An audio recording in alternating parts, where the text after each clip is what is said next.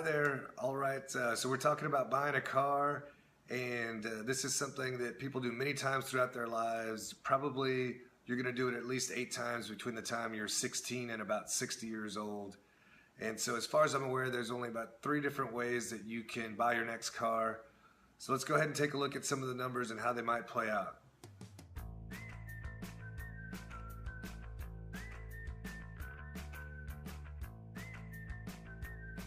Option A, this is what the majority of us do.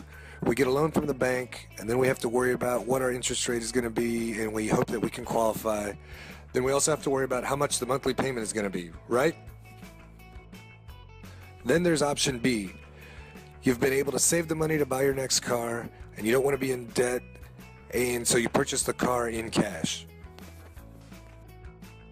Then there's option C. And in my opinion, this is the best way to do it, and very few of us know about this option. You can buy the car in cash from your bank, and that is from your personal monetary system that you have created. So let's take a look at an example of how each of these looks. Before we do that, let me show you all the numbers that we are using in this example. So you're going to be paying $35,000 for the vehicle, and you're going to pay it off in 6 years or 72 months with a 3.2% interest rate.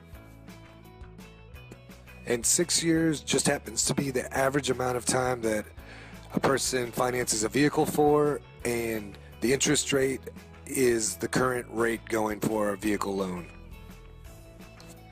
Now all that works out to $535 per month for your car payment, and over the 72 months that works out to $38,520 in total that you will be paying for the car with interest. And if you look, you can see that you have paid $3,520 in interest, and that equals an actual interest rate paid of 9.14%. Now that's a little bit different than the 3.2% APR that you started out with, right? Getting back to example A, here's what that looks like on a chart. You start out with $0 and you borrowed $35,000.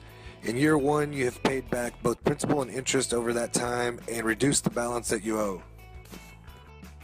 And then it stair steps like that until the end of year 6, when you have the car and the loan fully paid off. And now you're back at 0. You don't owe anything to the bank. But your car is 6 years old and you're probably ready for a new one. And even if you're not ready to buy a new one just yet, you want to hang on to this one a few more years, you would most likely use the same method and start the cycle all over again. Now moving on to example B, in this chart you're buying the car with cash. And it starts the same way. You have $0 and each month you were saving $535. And that means after 12 months you have saved $6,420. And by doing it this way, you can actually shave off a little bit of time. And you can finish saving up $35,000 in about 5.5 years.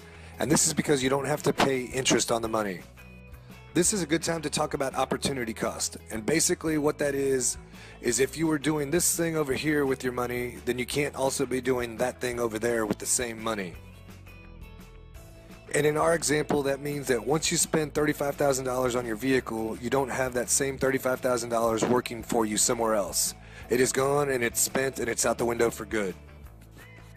As you can see here in the chart, you start at 0, putting away $535 a month for 5.5 years, and then you buy your new vehicle and you end up back at 0.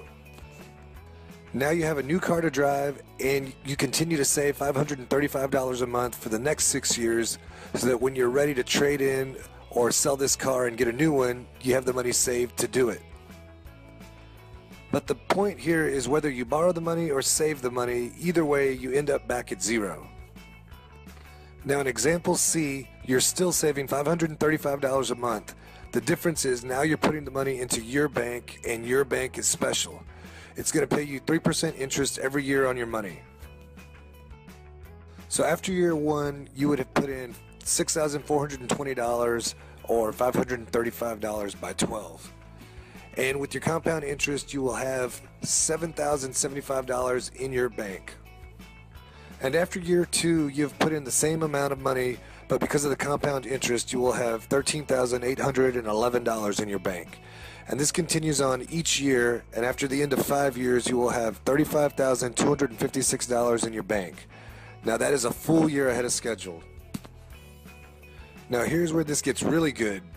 You go and buy your car with a cash loan from your bank for $35,000, and you're going to pay the loan back to yourself by making the same $535 a month payment, and after 6 years your car is paid off.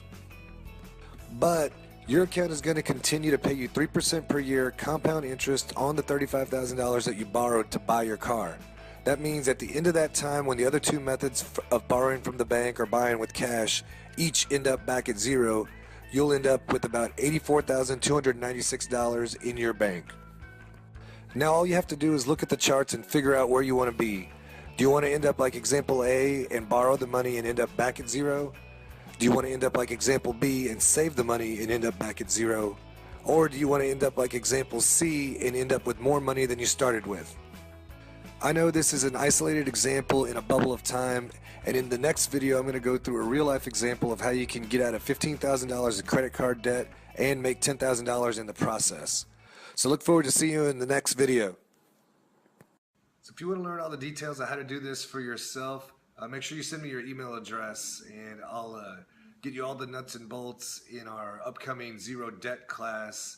And we also teach you how to do this with all of your bills, including your mortgage, so that you can be completely out of debt in 10 to 12 years.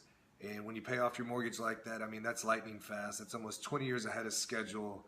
And just imagine how this would work if you didn't have a house payment anymore. So make sure you send us your email address and we'll get back in touch with you.